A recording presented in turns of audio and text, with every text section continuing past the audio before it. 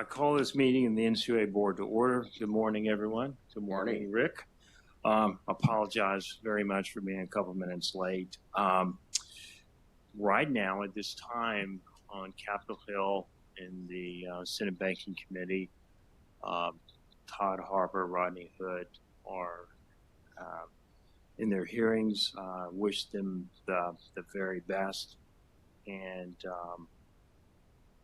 I should probably say if they are confirmed, but I'll be more positive when they are confirmed. I certainly look forward to working with them, although I will miss Mr. Metzger, Mr. Radway. So the first item on our agenda today is board briefing, final interagency rule, loans in areas having special flood hazards. Staff presenting Frank Cressman, Associate General Counsel, Sarah Chung, Senior Staff Attorney, Office of General Counsel. Good morning. Good morning. Morning. Happy Valentine's Day. Happy Valentine's Happy Day. Oregon's birthday. 160th birthday today. Whose birthday? Oregon. Oh, Oregon. Yeah. Any other special occasions? Nah, it's only two I remember. Okay. Oregon, that's like near California. Right? Yeah. That's right. Anyway, on this multi-holiday day, we're here to present a public briefing on flood-related rule. For many years, NCUA has participated in an interagency working group regarding all sorts of flood insurance questions. The other agency members of the group are the OCC, the Fed, the FDIC, and Farm Credit. This group has been together for many years and since 2013 issued a number of rulemakings on flood, addressing various issues such as escrow accounts, and forced placement coverage. Most recently, the group has promulgated a final rule regarding private flood insurance. That's actually been one of the thornier issues the group has had to deal with over the past several years. The NCUA board approved that rule at the end of last month by notation vote, and all of the other agency members have also approved the rule through one methodology or another. Sarah has been our flood-related subject matter expert since the day she started at NCUA, and she will give you a brief overview of the substance of that rule, and then we'll be happy to answer any questions you might have. Thank you, Frank. Good morning. This interagency final rule implements the private flood insurance provisions of the Bigger Waters Flood Insurance Reform Act of 2012, commonly known as the Bigger Waters Act. Specifically, the rule implements four key provisions. First, the final rule adopts the statutory definition of private flood insurance from the Bigger Waters Act. The agencies received various comments on the definition. Most of the commenters wanted the agencies to allow for more flexibility. However, because of the limitations of the statutory definition, the agencies did not make any substantive changes to the definition. Second, the final rule implements the statutory requirement that federally insured credit unions must accept private flood insurance policies that meet the statutory definition and other mandatory requirements. This is referred to as mandatory acceptance. The final rule also includes a compliance aid that helps federally insured credit unions meet this requirement. Due to the commenters' concerns, the agencies have modified the compliance aid provision to provide that a private flood insurance policy that meets the definition can meet the definition if the policy includes an endorsement statement. This change would allow greater ease and flexibility for federally insured credit unions. Otherwise, the final rule adopts the proposed mandatory acceptance provisions as required by the Bigger Waters Act. Third, the final rule includes a provision allowing federally insured credit unions to accept private flood insurance policies that do not meet the definition. These policies only have to meet some of the criteria outlined in the definition. This is referred to as discretionary acceptance in the final rule.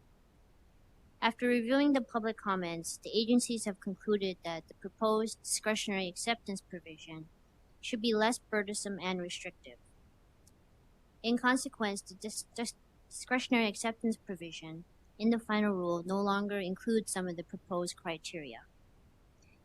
The agencies have added a safety and soundness criterion, which aligns it with the mutual aid society provision, and also reflects suggestions by public commenters.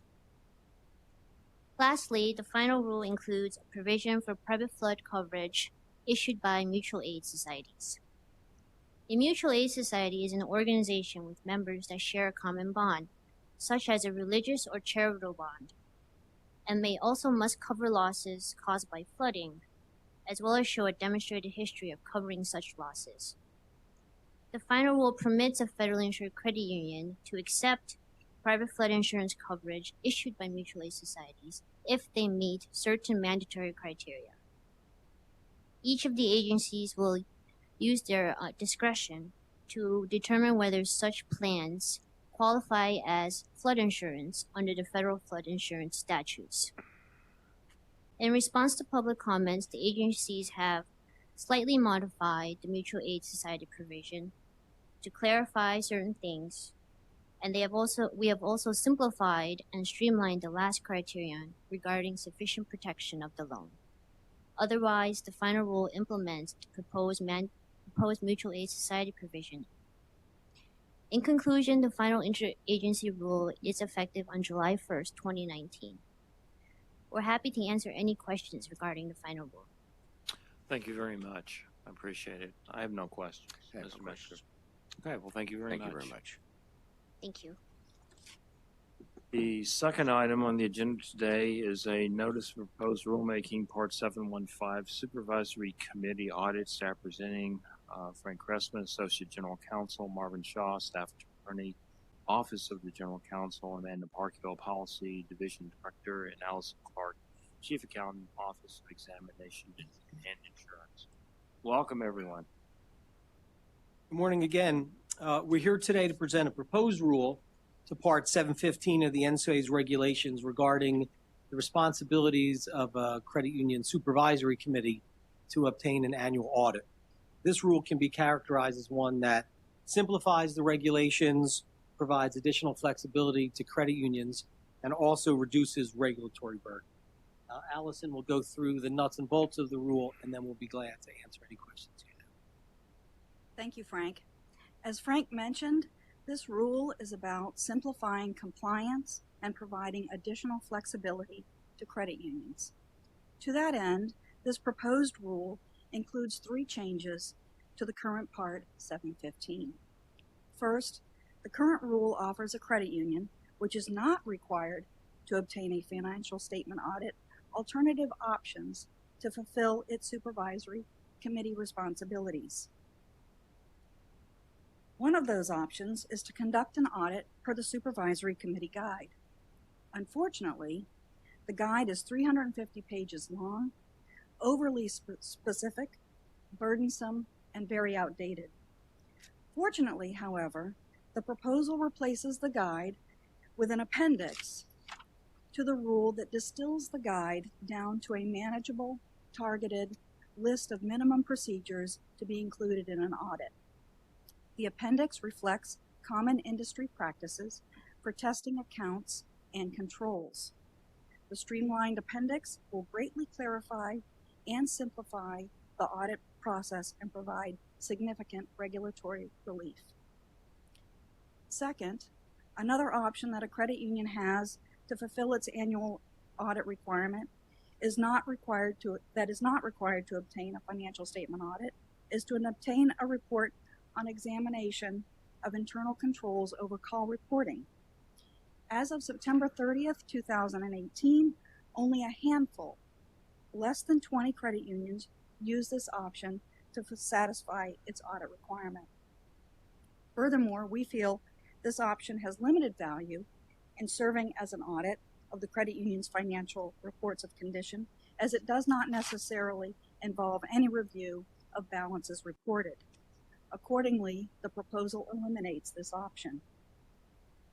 Third, the current regulation requires a credit union to obtain an engagement letter from an outside compensated party assisting the credit union with an audit. The letter must include a strict 120-day time frame for delivery of the written report. The proposed rule eliminates the 120-day time frame and allows the credit union the flexibility to negotiate the target date, free of a specific time requirement, so long as the agreed upon delivery enables the credit union to satisfy and meet its annual audit requirement. In addition, the board is requesting comment on if it should also remove the balance sheet audit as an option for those credit unions which are not required to obtain a financial statement audit. This alternative option is used by less than 100 credit unions and provides limited value as it does not include an audit of the credit union's income statement. That concludes our prepared remarks. We are now happy to take any questions. Thank you. Again, remarkably, I have no questions. I Mr. don't Metzger. either. Okay, is there a motion? I move the board approve the notice of proposed rulemaking part 715 for a 60-day comment period as attached to the board action memorandum. I second the motion. All in favor say aye. Aye. Aye. Let the record show the motion passes 2-0. Thank you very much. That's the end of our agenda today. There being no further business, we are hereby adjourned. Thank you.